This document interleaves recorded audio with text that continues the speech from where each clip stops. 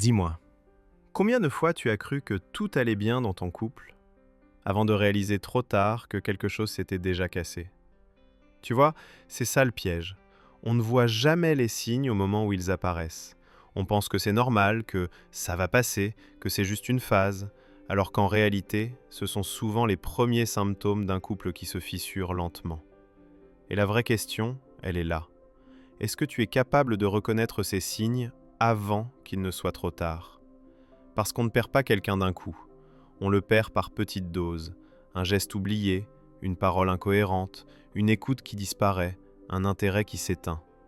Le pire, c'est qu'on s'en rend compte seulement quand le silence est devenu trop lourd, quand la distance est devenue trop grande, quand les mots ne suffisent plus à réparer ce qui n'aurait jamais dû casser. Alors reste bien jusqu'à la fin, parce que dans cette vidéo, je vais te révéler les signes les plus puissants, les plus sournois, les plus dangereux. Ceux qui montrent clairement que ton couple est en train d'aller mal, même si tu fais semblant de ne rien voir. Imagine un couple comme deux musiciens censés jouer la même mélodie. Au début, tout est synchronisé. Chacun écoute l'autre, les sons s'accordent, la musique est fluide, mais petit à petit, ils arrêtent de s'écouter. L'un joue plus fort, l'autre joue dans son coin, et au lieu d'une harmonie, tu entends une cacophonie. Le problème n'est pas qu'ils jouent mal, mais qu'ils jouent séparément. Et quand la musique ne circule plus entre deux personnes, le silence finit par prendre toute la place. L'absence de communication, ou une communication qui se transforme en conflit permanent, est l'un des signaux les plus puissants indiquant qu'un couple va mal. Quand les échanges deviennent rares, superficiels ou agressifs, quelque chose de profond se fissure dans la relation. Ne pas parler, c'est laisser les émotions stagner.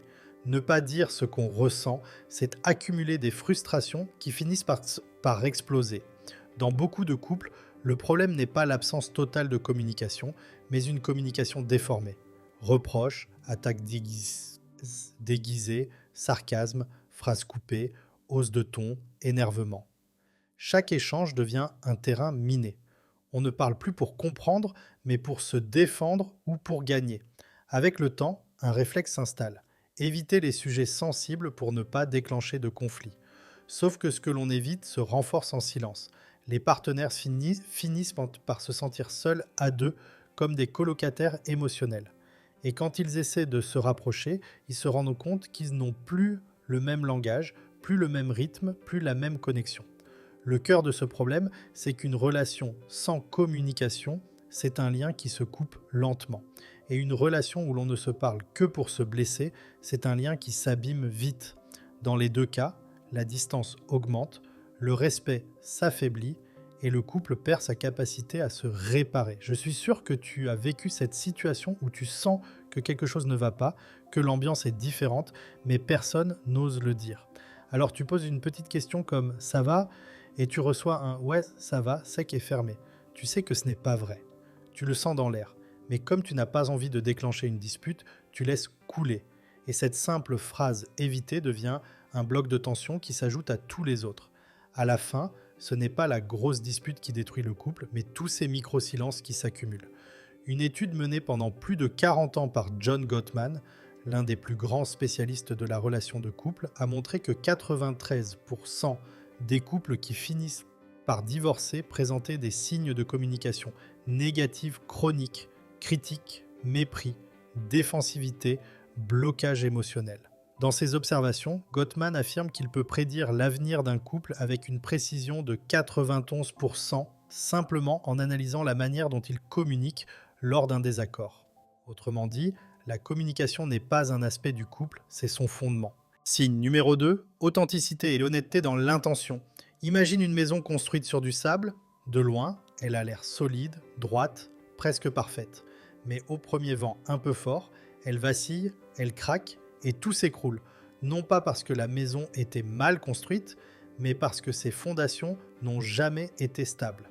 Un couple basé sur des intentions floues ou des masques fonctionne exactement de la même manière. Tant que tout va bien, on peut maintenir l'illusion. Mais dès qu'un problème arrive, tout se fissure d'un coup. L'authenticité, c'est l'idée d'être congruent. Ce que tu dis, ce que tu fais et ce que tu veux vont dans la même direction. L'honnêteté, c'est la capacité d'exprimer ses intentions de manière claire, même quand elles sont inconfortables. En couple, ces deux éléments ne sont pas un plus. Ils sont vitaux. Quand l'un cache ses véritables attentes, minimise ses besoins ou joue un rôle pour être aimé, il crée un décalage entre qui il est et ce qu'il montre.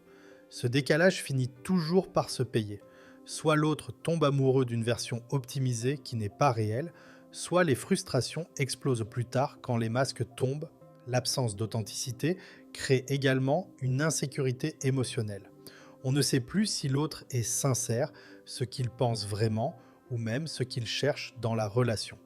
Au contraire, quand chacun exprime ses intentions de façon claire, que ce soit un désir d'engagement, un besoin d'espace ou simplement l'envie d'être aligné, le couple avance sans ambiguïté. L'honnêteté dans les intentions rassure, stabilise et nourrit la confiance, car on n'a plus besoin de deviner ou d'interpréter. Je suis sûr que tu as vécu cette situation où quelqu'un te dit « Non mais t'inquiète, tout va bien », alors que tu sens clairement qu'un truc cloche. Le ton, le regard, l'attitude, tout te dit le contraire. Alors tu te mets à réfléchir, à essayer de deviner ce que l'autre pense vraiment, à analyser des détails insignifiants. Et plus tu essaies de comprendre, plus tu te sens perdu. Ce simple manque de sincérité, même minime, crée une tension invisible qui peut durer des jours. Les recherches de l'Université de Houston, notamment celles menées par Brené Brown, montrent que les couples où l'authenticité est élevée ont 30% moins de conflits chroniques et 50% plus de sentiments de sécurité émotionnelle. Une autre enquête de l'APA, American Psychological Association, révèle que 65% des ruptures longue durée sont liées à un manque d'honnêteté sur les intentions ou les besoins réels. Autrement dit, la sincérité n'est pas un risque dans un couple, c'est une garantie de solidité. Signe numéro 3, intelligence émotionnelle et capacité d'écoute. C'est comme essayer de parler à quelqu'un à travers une vitre épaisse. Tu vois ses lèvres bouger, tu vois qu'il ressent quelque chose, mais tout est étouffé, imprécis, inaccessible. Tu l'observes, tu devines, tu t'approches, mais rien n'y fait. La vitre empêche la connexion. Dans un couple où l'intelligence émotionnelle manque, cette vitre est partout. On voit l'autre, mais on ne le comprend plus vraiment. L'intelligence émotionnelle, c'est la capacité de reconnaître ses propres émotions, de comprendre celles de l'autre et d'y répondre de manière adaptée.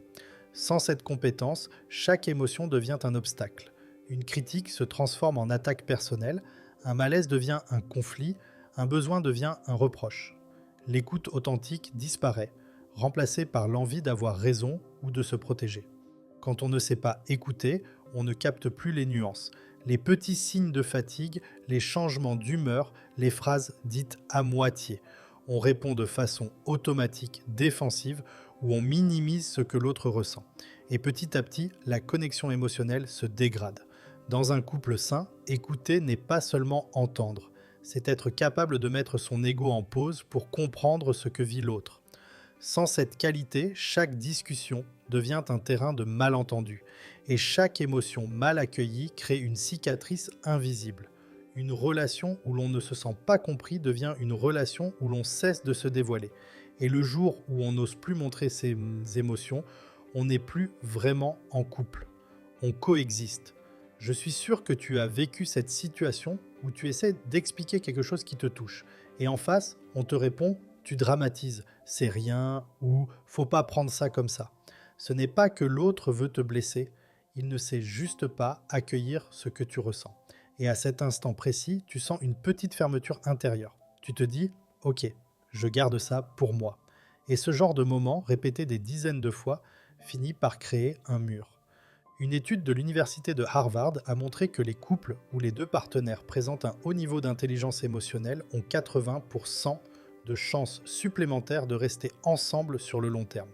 De plus, selon la Gottman Institute, le simple fait de pratiquer une écoute active réduit de 50% les conflits majeurs.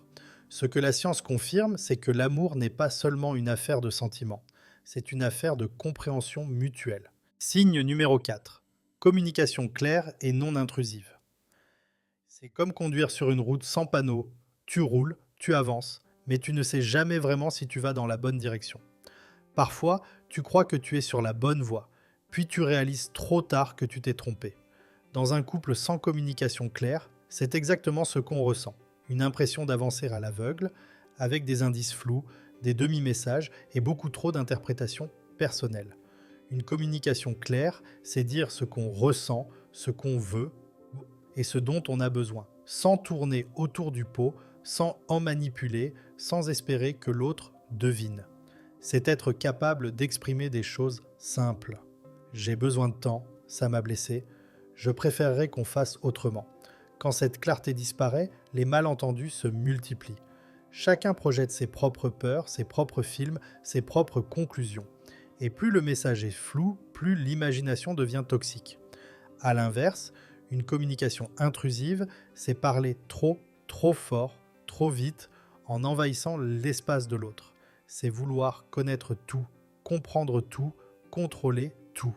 Ce type de communication étouffe la relation car elle ne laisse plus aucune place au silence, au recul ou à la respiration émotionnelle. Dans les deux cas, absence de clarté ou intrusion, le résultat est le même. On ne se comprend plus. On ne sait plus ce qui est important, ce qui ne l'est pas, ce que l'autre pense vraiment, où se situent les limites. Une relation sans communication équilibrée devient un terrain glissant où chaque pas risque de déclencher une blessure. Je suis sûr que tu as vécu cette situation où tu demandes quelque chose de simple comme « tu veux qu'on en parle maintenant ou plus tard ?» et tu reçois une réponse vague du style « comme tu veux ». En réalité, ce n'est jamais comme tu veux. Et tu le sens, tu sens l'hésitation, la tension ou au contraire l'envie d'éviter. Mais comme rien n'est dit clairement, tu continues, tu improvises et la discussion finit par mal tourner. Ce n'était pas le sujet qui posait problème, c'était l'absence de message clair. Une étude de l'Université du Tennessee a révélé que 74% des conflits qui s'enveniment auraient pu être évités avec une communication plus explicite et moins intrusive. De même, les recherches du Gottman Institute montrent que la clarté dans l'expression des besoins augmente de 62% la satisfaction conjugale et diminue fortement la fréquence des disputes. La science est catégorique. Un couple ne se brise pas faute d'amour, mais faute de compréhension mutuelle. Signe numéro 5. Cohérence entre parole et action. C'est comme un film dont le son et l'image ne sont plus synchronisés. Tu vois les lèvres bouger, mais les mots arrivent trop tôt ou trop tard. Très vite, tu n'arrives plus à suivre l'histoire. Dans un couple, quand les paroles et les actions ne vont plus ensemble, l'histoire commune devient incohérente. Tu vois quelque chose, mais tu entends autre chose. Et c'est là que naît la méfiance. La cohérence entre ce qu'on dit et ce qu'on fait est l'un des fondements les plus profonds de la confiance. Quand quelqu'un promet, rassure, affirme, mais qu'au quotidien ses gestes racontent une version différente, l'autre ne sait plus sur quoi s'appuyer. Il commence à douter, à interpréter, à anticiper les déceptions. Les grands discours ne servent plus à rien si les comportements ne suivent pas. Dire « je tiens à toi », mais ne jamais être présent. Dire « on va arranger ça », mais ne rien changer. Dire « tu peux compter sur moi », mais disparaître au moindre imprévu. Avec le temps, cette incohérence crée une sorte d'instabilité émotionnelle. Le partenaire ne sait plus croire ou ne pas croire. Il avance sur des sables mouvants. Et bien souvent, ce manque d'alignement n'est même pas volontaire. C'est le résultat de peurs non exprimées, de promesses faites trop vite, de bonnes intentions abandonnées en chemin. Mais quelle qu'en soit la cause, l'impact reste le même. L'autre finit par se sentir trompé, pas nécessairement par mensonge, mais par contradiction. Une relation stable repose sur des actes qui confirment les mots, pas qui les contredisent. Je suis sûr que tu as vécu cette situation où quelqu'un te dit « T'inquiète, j'arrive dans 5 minutes » et 20 minutes plus tard, tu attends encore en te demandant s'il va vraiment venir. La situation paraît anodine, mais ce petit décalage répété 1000 fois dans un couple casse quelque chose. Ce n'est pas le retard qui fait mal, c'est la sensation que les mots n'ont plus de valeur. Et cette sensation, multipliée dans les sujets importants, devient un poison lent. Selon une étude publiée dans le Journal of Personality and Social Psychology, la cohérence comportementale est l'un des 3 piliers essentiels qui prédisent la longévité d'un couple, avec la gestion des conflits et la sécurité émotionnelle. L'étude montre que les partenaires incohérents augmentent le niveau d'anxiété relationnelle de leur conjoint de 45% et que cela devient l'un des facteurs majeurs de rupture non dramatique mais progressive. Les faits sont clairs. Quand les actes contredisent les paroles, la confiance ne peut plus tenir. Et maintenant que tu connais ces signes, la vraie question c'est qu'est-ce que tu vas en faire? Parce qu'un couple ne se sauve pas en fermant les yeux. Un couple se sauve quand on ose regarder la vérité en face, quand on arrête d'espérer que ça passe et qu'on décide enfin de comprendre, de parler, de réparer. Mais dis-moi, quel est le signe qui t'a le plus parlé, lequel tu reconnais dans ton propre couple ou dans une relation passée et que tu aurais aimé voir plus tôt? Réfléchis-y. Parce que reconnaître ces signes, c'est déjà commencer à reconstruire. Et si tu veux plus de conseils, plus de clarté et plus de compréhension sur l'amour, abonne-toi à cette chaîne.